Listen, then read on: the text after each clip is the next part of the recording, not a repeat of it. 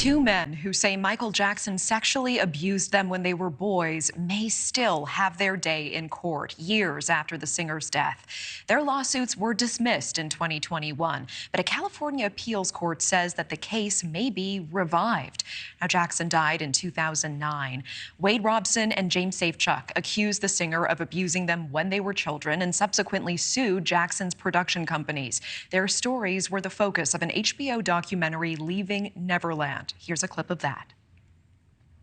He told me if they ever found out what we were doing, he and I would go to jail for the rest of our lives. Secrets will eat you up.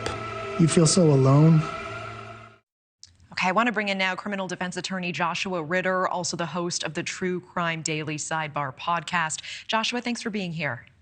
Thank you so much for having me. So this is interesting. Jackson's accusers are basically arguing that the people who worked for Jackson, the employees, failed to protect the children from abuse when they were minors. Is this a complicated argument?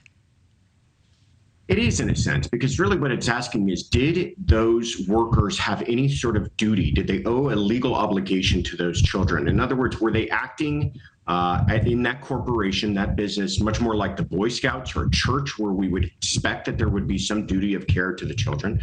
Or are they like any other business where they're not expected to be monitors or chaperones to those children? And it comes down to that question. And the judges seem to be leaning in the direction that, yes, it looks as though they might have been able to avoid some of this damage to the children. So they may have owed them a duty. Is there precedence for this? There is, but it's a complicated question because you don't often see it in this type of a situation where you're merely talking about a business, but it's one actor out of that business who, according to arguments of his own attorneys, and I mean the attorneys of the estate of Michael Jackson, a lot of this was taking place in a private home. So how can the business be held liable for that? So yes, it's a question that's come up many times, but not with this particular set of facts.